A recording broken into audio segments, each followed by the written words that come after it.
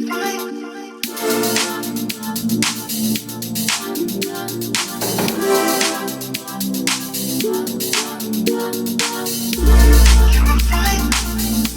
everybody, we are at the Global Leadership Summit in Chicago, Illinois, and we are doing another segment of Ask Me Anything, and this time, we got Tom Cruise here. I'm kidding. It's Pastor Craig Groeschel from Life Church, and we are so excited, so prepare yourself for a provocative version of Ask Me Anything. Uh-oh. Pastor Craig has written so many incredible books that mean a lot to me, and anytime a man of his stature and longevity in leadership puts pen to paper about leadership, you got to pick it up, and the latest book out is Lead Like It Matters, 'cause it does. They say everything rises and falls on leadership. Pastor Craig, thank you for writing the book, and thank you for being here for Ask Me Anything. Are you ready? Hey, I'm ready. Let's do it. Pastor Craig, I'm so excited to have you. You know this. I don't think you believe me. You still haven't taken me seriously. But now that you're a grandfather, you have 4 or 6 grandchildren. I have 4 and 1 bacon, so that's 5. See, I sensed that prophetically. Yes. There was more coming. And I felt like God told me you're going to have at least 6. Like, Judah, of course we are. I think we will. I probably didn't need a prophetic word, but you are a hero to me. You've been a hero to me for a really long time. Thank you, man. That means a lot. I love you so much. And one of the reasons here at Ask Me Anything, I want you to know I'm allowed to ask you anything. Perfect. Did you know that? Did you sign the agreement? I will answer most things you ask, probably. Yeah. Okay. I'm not going to get into the heavy hitters yet. There's gonna be some, but it's 2022 and longevity has become so sexy to me. Mm-hmm. It's who's still in the game, mm-hmm. and life's more than a game, of course, but you're healthy. I often say to other leaders, who do you think is the healthiest pastor? And no one really knows, but my guess is Craig and Amy Groeschel. And I admire you. I love you. If you don't end well, I will quit. I want you to know that on Ask Me Anything. So if you're out, I'm out.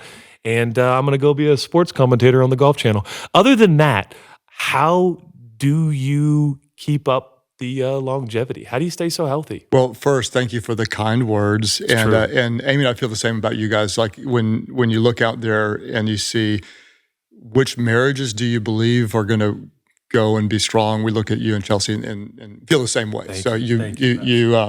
I do love her a lot. You do, and you should. Right? You should. I married way we out both of my we both did well, right? Yeah. So I feel very, very passionate about going the long haul. I think that yes, we all should. And one of the things that we kind of did early on is we tried to create a game plan to be successful, because no one ever falls into the wrong stuff intentionally. It's always accidentally. So what we want to do is create an intentional game plan that would strengthen our marriage, guard against any kind of temptations that would be difficult to manage, and such. So we do a lot. I mean, of really a lot of different things. And one of the top priorities really is the marriage, making that a priority all the time. That is, we have 6 kids, and so that's a lot of kids, right? And 3 son-in-laws now? Yeah, 3 son-in-laws, and I have a very strict interview process before they. Yeah, I was like, do you like all 3, or is there like one that you don't like? This is Ask Me Anything. I like them all. I like some more than others. Now we're getting somewhere. Yeah, no, they're actually they're incredible guys. But what we want is we want to create a holistic family culture that is centered around Jesus, and it goes towards success. So when the son-in-laws come in, they're kind of signing into a way of thinking, a way of doing life, a way of doing family, and we try to bring them into it, give them the freedom to create their own family dynamics and traditions as well. But kind of like your church, if a church culture is healthy and a person comes into it, the odds of them being healthy are much higher than if a person comes into an unhealthy culture. So it's not just rules and you got to date your wife and kiss a lot and don't look at bad websites. It's not that. It's a holistic culture that says these are the things that we strive for. These are the things that we value. Here's the type of people that we're around. Here's how we guard our mental health, our emotional health, our spiritual health, our physical health, and it all matters. It all matters. People of often only see the physical, like what kind of physical shape are you, and that's a small Which you've piece. let yourself go. I do want to confront you on that. You've really put on the pounds. Hey, but we'll talk Chicago, about that later. And we might do deep dish pizza once a year while we're here.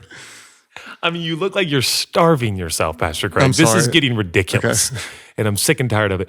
What's the secret sauce? Like meaning when I say secret sauce, it's like people know the sauce. It's like, oh, it's ketchup, it's mayo. But like, what's the ingredients that makes up the secret sauce of your family culture? Again, I'm talking to someone who has 6 children, three son-in-laws, 4 grandchildren, 1 on the way.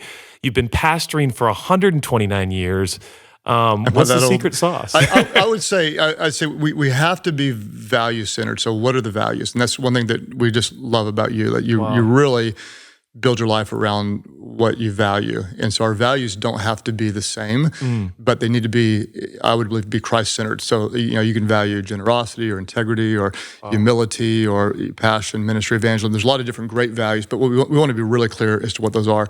And then we want to be very disciplined around them. And so discipline is a commitment to them. It's a commitment to them, yeah. And it's a commitment to the systems that lead to the outcome. And so if you want to talk about, how do you get in good physical shape? It's not just going to the gym and throwing weights around. It's from the time you go to bed, what time you go to bed, to the time you get up, what you drink all day, what you eat, what you put in your bodies, your supplements, your physical checkups. There's a whole bunch that goes into it. And so to me, that's profoundly spiritual. It's all spiritual. That if my body is the temple of the Holy Spirit, then I want to take care of the temple. Same with my mind, that if I'm thinking about the wrong things, if I'm always negative, then I'm going to create negative neural pathways. And so I want to create the discipline to train my mind and to be conformed to the image of Christ. And so in every single area, it's really about disciplines. And then people will say, like, oh, you're so disciplined. Like they're missing the point. Like I'm not disciplined at all. Like I like donuts, I like pizza, I like sleeping in. So sometimes I don't want to work out, whatever. But it's choosing Sounds like those my things. Weekend. Yeah, it's choosing what we want most over what we want now. That's a good definition. That is this is what I want clear over what I want now. I would ask you the same thing. So you have one of the marriages that a lot of pastors would say. What is it you do? You and Chelsea, what kind of rhythms do you have? What is it that you do to stay in love when many don't? Well, thanks for turning this interview on me and Pastor Craig while we're on the topic. It's that I'm truly in charge. And that really is the secret sauce at our house. It's like Chelsea does whatever I say. And I just want to, for everyone listening, I want to put that out there. No, I'm kidding. Oh, my word, am I kidding? Chelsea, if you're listening to this, please, it was a joke, babe. It's interesting, while I'm listening to you, and this always happens with me when we're together, and I feel like that's a subtle flex that I get to be with you a lot. But your personality and my personality are so different. I don't know where we land on the Enneagram or which one's the number or which one's the concrete sequential or the abstract random. I'm kind of lost on all the personality tests. By the way, that's a personality. My personality gets lost in personality tests, and I feel boxed in.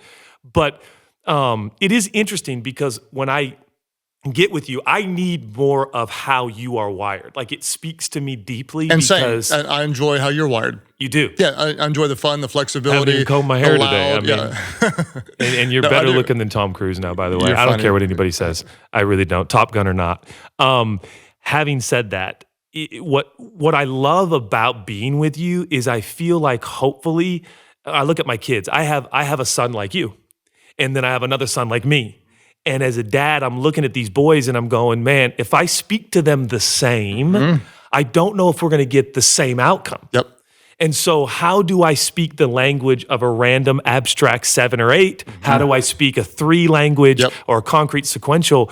And what I love about what you share is it's transcendent concepts, meaning anyone can practice discipline.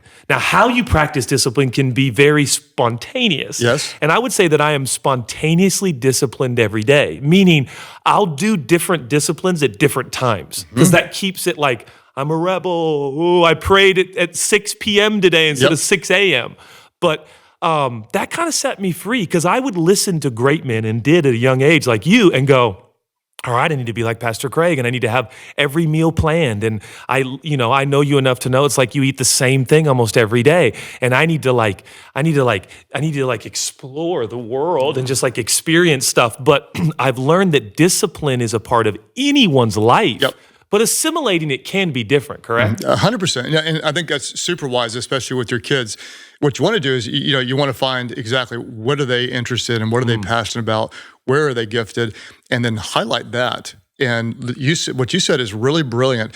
Some of the best disciplines would be random. For example, if you go to the gym and do the same weights in the same way every day, your muscles get used to that. That's not good. You want to shock them. Whoa. And so you want to come in, you want to do different types of motions with different amounts of weights, and that shocks your muscles. And so it's a discipline with variety. And that would be how you would be. I would say like you are incredibly relationally disciplined, and you probably wouldn't call it that because it's way too relational. And discipline sounds not relational, right? But you are. Like, I'll receive random texts from you we haven't talked in a long time. Love you, Pastor. Thinking about you, Pastor. Miss you, Pastor. And that's a discipline that you've chosen to do that's relational. And it's random, but it's a part of what makes you you. And again, that's around your values. And so it's not a style. It's not you got to be an early person or a night person or make your meals ahead of time or a not person. But we define our values, and then we take our personality type and we create the disciplines or the spontaneity, whatever it is around those values that bring about the outcomes that we want. And so that's the way a linear person would think about it. You might draw something on the wall that gets to that. But the bottom line is we're going to take what is important to us in the way that we're wired, and we're going to channel our energy either rhythmically, creatively, systematically, spontaneously, whatever, but we're going to put it in that direction and make sure that the outcome we get is intentional but not accidental. Totally. So let me dig a little bit deeper and ask you this. When Craig Groeschel, who not naturally, but over time you have developed a very disciplined lifestyle, on the days you wake up like all of us, and you're like, I absolutely do not feel like doing this particular discipline, or maybe you just don't feel like being disciplined at all. What is the catalyst? What gets Craig Groeschel off the couch in the gym, out of your bed on your knees, to pray, whatever it is? What's the catalyst? So I'd say a couple of things. That's a great question too. And one of them is that you learn to like the way you feel when you overcome the inertia of being against it. So you feel like you win at something. And so there are a lot of days you don't feel it. But what happens is when you make the right choices, you get a dopamine release in your body, and your brain says, that was fun. And so you feel better when you do, and you like to feel better. And so what's crazy is like when you start changing your diet. I used to have a eat anything diet, and then I started being more strict about I don't like this stuff. I don't know, this is boring. And then after a while, you kind of conform to it. And you're going, this is actually really good. You find the kind of rhythms you like. And so then you look forward to what you used to dread. It's crazy. And you literally, your appetite changes. What you enjoy changes. Like, who likes to go out and get, work your brains out and sweat at 5 a.m.? Right. Nobody, until you do it for a while, and then you value it. And then the other thing too is in my mind, I often lack confidence. I feel very undisciplined. I feel like I'd rather be lazy. I remember being a kid going, I want shortcuts. I don't want to work hard. I'm not good enough. And so when I do like one more, if I'm doing 10 reps in the gym, I'm going to do one more, I'm going to do 11. And it go like, hey, I'm pushing it. And so it's just, it's a psychological thing of I'm overcoming the thing that I don't want to do.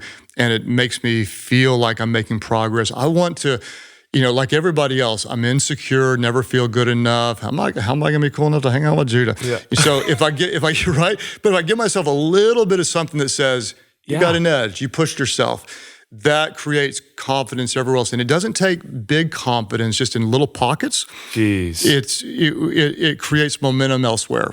It does. It's 3 days ago or 2 days ago, Chelsea and I was like, I'm just feeling sad. And I get really connected to like the state of the world. And that's why the news isn't good for me, because I like suddenly feel for everyone, that's going through anything in any part of the world. And it's just, it's overwhelming. It is overwhelming. And it makes you wonder, is it good for you to consume a lot? And I think a lot of it is saviorism. I think the news has fed this thing where we all think we should know everything that's going on and apply to humanity as if we are Jesus Christ. And so, yes, I don't really agree with it. And I don't really participate. People think I'm foolish because I don't watch Fox or CNN or BBC. But I got really sad the other day. And Chelsea went to bed early and she was kind of sad too. And I was sitting on my patio, and it occurred to me I need to do something disciplined. And because we'd been up in the mountains, I've been kind of golfing every day and just hanging and not into anything mischievous or anything, but just chilling. So you know what I did? I got out my phone. It's funny you say that. And I just sent about 14 different guys text messages, voice memo, encouragement. They all kind of wrote back. It was like 10:45. And I went to bed like a baby, or maybe not a baby. They don't sleep well, but like I just slept so well. Right. To your point, yes. Like you're sitting on your patio sad, and your brain and body says you almost want to be a victim. You know, like, I'm so sad. I'm a pastor. I'm a public servant, and it's hard. But what turned the corner is the discipline of giving encouragement when I felt like I needed it most. And I woke up the next morning with a fresh perspective, and Chelsea's like, "Hey, how you doing?" I go, "Hey, I'm having a great day." She goes, "What happened?" I did what I love to do, and I served some people last night before I went to bed. And that's a reflection of your values. So that's why it's brilliant, because you value that and you give it. And then in a way, it kind of comes back to you too, because they got to love you back. And you initiated, and a lot of times people don't. Wow. And you know, my personality doesn't want to call that a discipline. Do you know, like, you know, I did an interview about an hour ago, and the guy's like, "Tell me about character," and I was like, call it something else. Like, call. I mean, literally, I have to call it something else. Or I'm gonna react. Like seriously, do because that would my be acts of love. You want to rebel against discipline, but you don't want to rebel against intimate friendships or encouragement or being a blessing to others. Or feeling good in my body or eating healthy. Yeah, right. Yeah. Yeah, so call it something else. We'll find a name for it. And I empathize with people with my personality because they want to call it something else. Consistent random acts of encouragement. That's what you're going to do. You're going to consistently, but randomly, but that's it. Be a blessing to others. Pastor Craig. But that's you synthesize, and I don't even know what I do. I just go on and on and on. I have to run on sentence. But that's one reason I like being with you, is because I am disciplined, and I'm with you, like going, you're like a little puppy that's jumping in everybody's lap. You know, you're just like, you're all over the place. You're really fun. I like getting his lap, on the podcast. Oh, man, I feel like a little bit like that. Like, are you going to jump in my lap? Let me just pet you while you're over there, okay? You know? I know. I saw you in the hall, and I yell, and I think I scared some nice person walking in the hall, and I was like, oh shoot, I forgot I'm not at home where I yell and scream. My kids are desensitized. Yeah. Okay, I got another really heavy one I wanted to ask you. The thing you're most concerned about around the church, and why? I don't even know where to start with that. There would be. I mean, what am I most concerned about? I'd say, let me just start listing. One is, I'm so thankful for social media. I'm thankful for YouTube. I'm thankful for streaming sermons. And we were, probably the church that started the first church online with high interaction. As far as I'm concerned, you were. It might have been. And so we're very passionate about it. We're not pulling back on it. But what we're doing right now is more meaningful than the text that you sent from a distance. So physical, emotional connection really, really matters. And there's a lot of people, even a lot of committed Christians, that kind of disconnected from the intimacy of fellowship. That's I think, one thing. I think in my heart, being one who's been in ministry for 31 years, now I'm asking, how can we really raise up the next generation? And I just think about it all the time, how much is too much to give them. I really want to do that well. I think the pendulum is kind of swinging. You and I were both kind of in the age of the church that went from being kind of stuffy to being kind of more creative. Hazers. Yeah, the whole thing. And it seems to me like going, let's kind of come back to a little center, and let's just kind of preach the gospel and not be too. We weren't called to be cool. I mean, if you're cool, you can't help it. Yeah. That's not your calling. That's not your calling. Not your first cool thing. Is not a calling. That's not people. Vogue is not a calling. Yeah, genuine relationship trumps cool every time. Yep. And so I'm hoping that we can get over trying to be always cool. I think longevity and conviction becomes the ultimate cool. I think you've gotten cooler with age, to be honest. The first time I met you, you weren't cool at all. I'm kidding. That is not true. It's a joke, everybody. No, but you do. You have gotten cooler and cooler. And I think that comes with consistency, longevity, love, care. Watching Miss Amy become more beautiful. Like, you've made your wife beautiful, your kids, So I actually think you're cooler than you've ever been. Not that that's our point here, but for the record. No, thank you. Who am I to say that? What I will say is that decades in, it's more meaningful. You've got longer, deeper friendships, and when you see, your kids, and we can't take credit or total blame for what our kids do. Thank you for saying the blame part. Yeah. But when you see them latch on to the gospel and love it, there's nothing better than that, right? Nothing better. And when you see that, like you, I mean, you're what generation pastor? Seventh generation. Seventh generation pastor, and you love the church. You love the church, and I know your dad was a hero to you, and I'm sure up at the top of the list of things he was proud of is that you love the church. And so when you see that go deep into your family, and like at this event, my kids are here with their friends, and that's just super meaningful. And so when I turned about 40, I thought, oh man, I'm no longer the young guy, and I got real insecure. Now being in my 50s, I'm going, hey, I'll just be real good at being a dad and granddad. I'm just going to love young people, and so it's settling into wherever you are. Your calling is important at every age, at every stage. Embrace it and don't fight against it. It's fun times. What do you think is the biggest obstacle to keep us from empowering everybody who's next? Well, I think that we tend to be, by nature, we like to control things, right? Yeah. We like to think that we know best, which is really stupid. It's always like, my theology's best, and you are who again? You're the who deemed you the smartest one? That's right, the Bible I forgot. answer, man. You're the smart one, and the rest None of of us us. are dumb. No, we're all but dumb. we want to be like, I disagree with him on this, but he's generally a good guy. Like, who asked you what you disagree with? Oh man, if I had $10 for every one of those conversations, but I'll do it too. I could buy a car. I like him, but I don't totally agree. Yeah, like who voted me the captain of the ship? Exactly. So I think that is one thing we have to do. I was the young guy at one point, the rebellious guy doing all the wild video stuff, and everybody said that was whatever. What I want to be when the younger generation comes and does it a little differently, I want to be a student, not a critic, to quote Andy Stanley. I want to be a student. I'm not going to pick apart what they're doing. I want to cheer them on. There's a couple of young guys right now going, are you really? Are you kidding me? Is like that really that whatever? And go, maybe I need to pay real close attention and see what can I learn rather than how. And so if I'm going to be wrong, I want to be wrong cheering them on, not picking them apart. And it's so important. Because we're going to be wrong. So we might as well choose the way we're going to be. How often, when we were 22, how often did we go, those old people don't get it? And they didn't see what we saw. And we also didn't know what they knew. And so we're very incomplete without each other.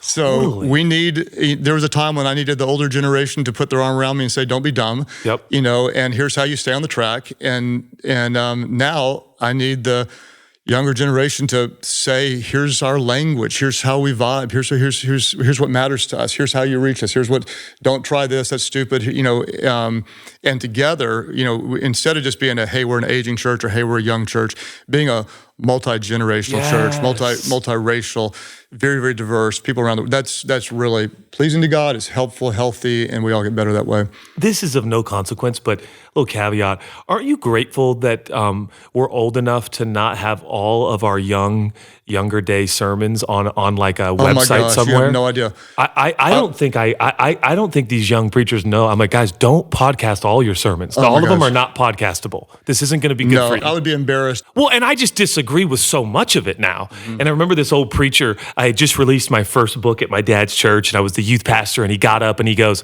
and he had a real kind of raspy voice, and he was right in the urban core of America, and he's like, no one should write a book under 40. If you got a book and you're under 40, burn it. And I had just released my book at like 25 years old, and my dad thought it was the funniest thing he'd ever heard, and he asked the preacher to say it again because he thought it was funny, and I was like, Dad, the whole youth ministry lost respect for me. Nobody bought the book. But the point is, Pastor Craig, I am grateful that some of our sermons have gone away. The sea of forgetfulness. Yes. But some of these are not. They're going to live forever. And do you ever think, like, to be a young preacher today, woo, man, would that be a challenge? I think you feel for 100%. I think the whole, I was old enough to where my identity was formed before social media. And what a thought. Yeah. And so I didn't measure my effectiveness or, whatever by how many followers I had. And that was a gift. Yeah. And I didn't have to manage the what are people saying all the time online, and then just the culture will cut you down so fast now you can't, your head will spin, and so the pressure is real. What you say lives forever, and just like the whole social media world, we do it, we live in it. There's a lot of important reasons for it, but it's really hard, I think, on people's identity, their self-worth, and so I do feel it's different. My kids always said it's different being a kid now. Like, it is actually different being a kid now. It's really different. And I just want to say, let the record show that a couple of guys named Judah and Craig have a whole lot of empathy for these young communicators, leaders, preachers, public servants. I think these are the intensity level is at all-time and excitement. high. Yeah, certainly there's a lot of good, and yes, sir. There's a lot Thank you for reminding me of that. Well, of course. I mean, there's a lot. It's true. Yeah, and like you asked earlier, you said, like, how do you, a lot of people say, the pastors are falling all over the place. There are some falling, yes, and there are tens of thousands. Thank you. That Many are not. more. There's so many that are faithful to their marriages, have integrity. That's right. Strive. None of us are perfect, but there are so many of them in the world today. The media, and rightly so, will tell the story of those that don't live up to the right standards, but they don't typically tell the story of the tens of thousands that do. And that's so true. So I celebrate all those out there, and there's a lot of them, and there's tons of great people to learn from. They are our churches, our staff, our churches are full of people that are doing it well. That's right. Well said. I have an interesting. Can you complete this sentence? The church should innovate like eternity depends on it. Wow. I was thinking Jobs or something like that, but I was, like Steve Jobs, or, there's, you think that, but I think that the driving force shouldn't be to copy what someone else does. We should get the why behind the innovation. And what we found about innovation is most people tend to think you need more resources, you need more time, you need more money, you need more creative people, whatever, to innovate. Actually, you just need more passion, right? Wow. Sometimes it's not having more that makes you innovative, it's actually having less that makes you innovative, because then you have to be innovative. What'll drive you is we have to do this. It's like the 4 guys in Scripture that got their friend to Jesus, that cut through the roof. That was just pure passion, and they wanted their friend to meet Jesus. And so when the why is so strong that we really care about broken people, and we're not trying to grow our our platform or whatever, but we're really trying to grow heaven, then that'll drive us, and the innovation will be a result of the passion. So I'd say we need to innovate like it matters to eternity. Okay, that is so good, and I couldn't agree more. I'm gonna ask you rapid fire questions. Okay.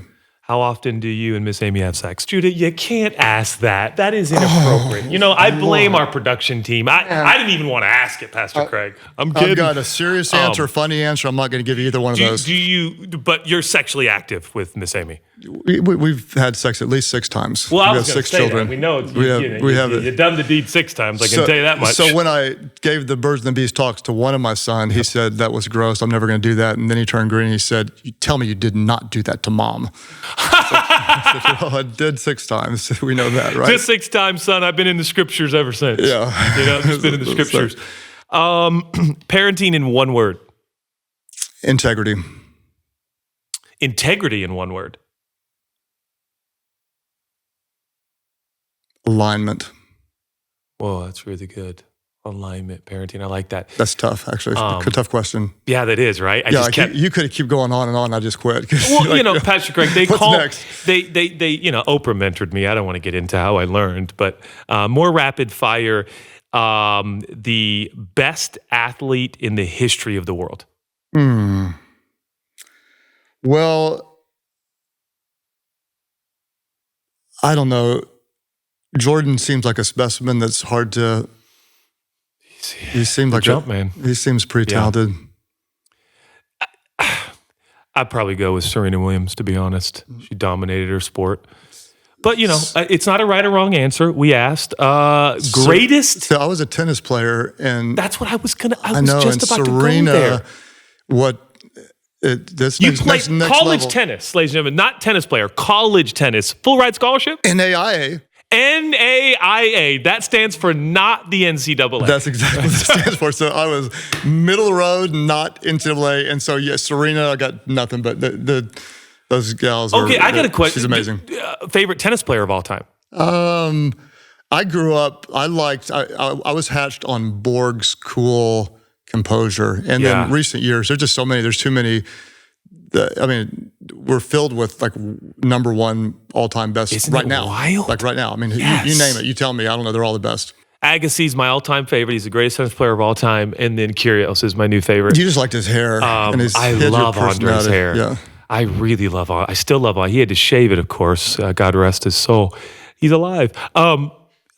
Furthermore, your favorite thing to do when you have 3 hours on a Saturday?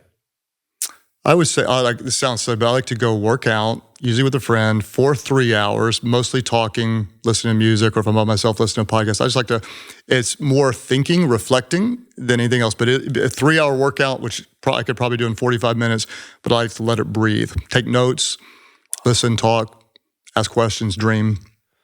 Yeah, same. Give me 3 hours, man. I'll turn that into a workout. I'll tell you that much. That was a lie. Another question.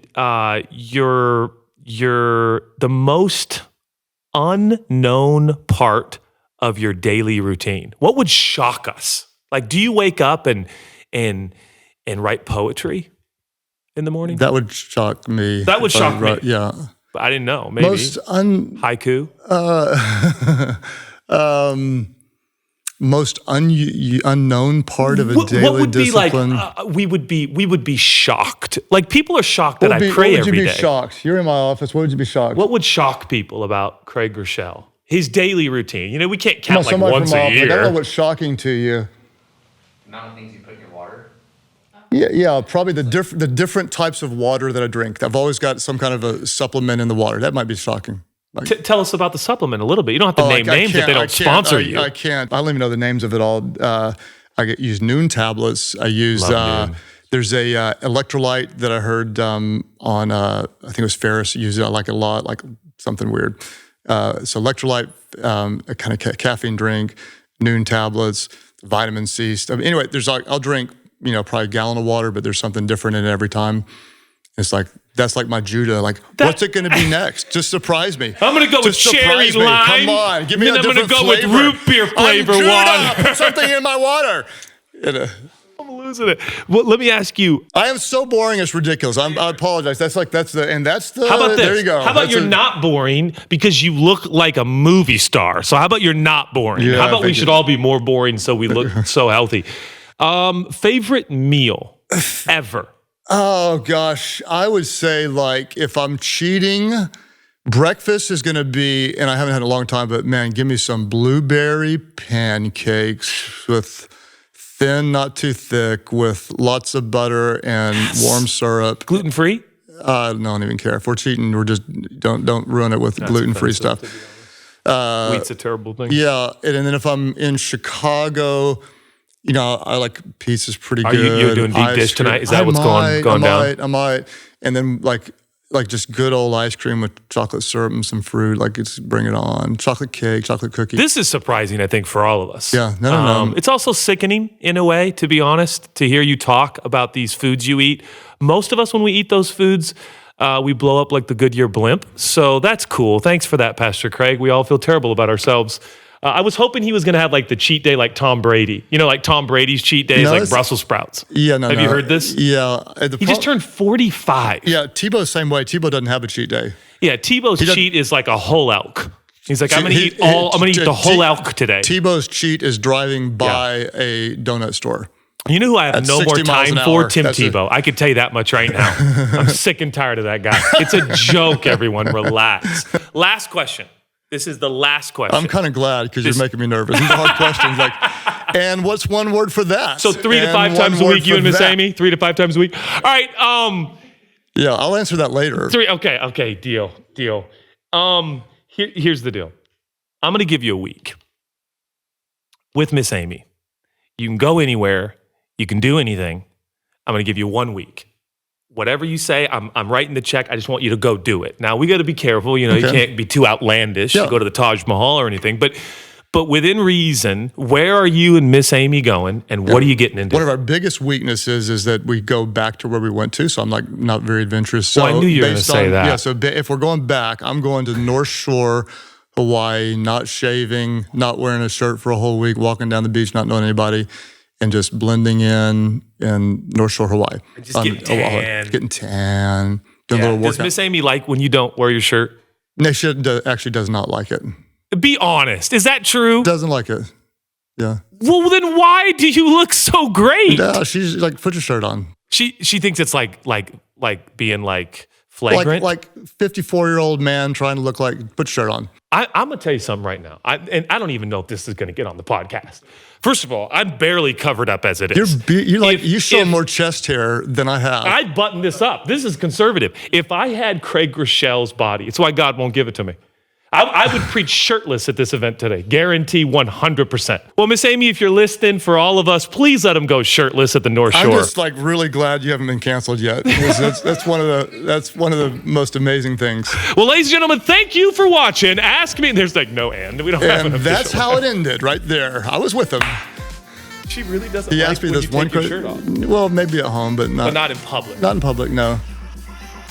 No. I want you to take your shirt off in public. Yeah. And I'm not even married to you. Honestly, if you're down, we're so down. Hey, are we? We're the weirdest church, man. I'm sorry. And that's a wrap. Thanks for coming, Judah Smith, ladies and gentlemen. Right? I'm like, Pastor Craig, tell us,